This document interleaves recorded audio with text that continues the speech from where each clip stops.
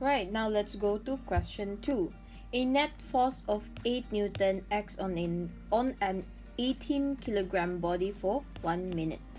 Determine the impulse due to the force. If the final velocity is 60 meter per second, calculate the initial velocity of the body. Right, so we have force here, we have mass, and then we have the final velocity. Okay, so in that case we have what do we have again? Force is equal to 8 Newton,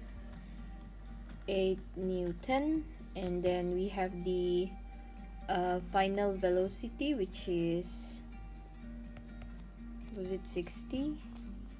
Yes, 60, and then mass. Okay, so we have 60 meter per second, and then we have the mass, which is 18 kilogram. Okay, so that is all the information that we have.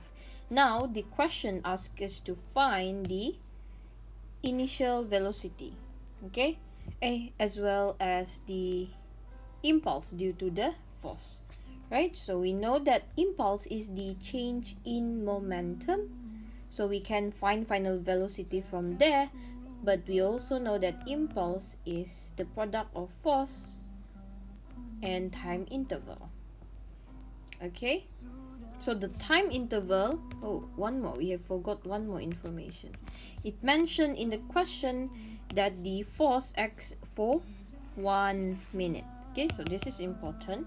We know that it is acting for 1 minute, which is equal to 60 seconds. Remember, we cannot use minute when calculating unless the question asks to be given in minutes. Now we have to use the SI unit, which is seconds. Okay, so the force is 8 times with 60 would give us the impulse, which is equal to 480 Newton seconds. Okay, then from here we can then find the final velocity using this formula. How do we get that? We know that impulse is the change in momentum.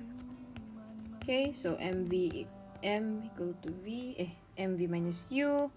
So just substitute the values, which is 18, v is 60, u is what we are looking for, 480. Then rearrange and calculate, you'll get 33.33 meter per seconds. Okay, so that is how you relate change in momentum with the definition of impulse itself lah. Okay, so that is our question number 2.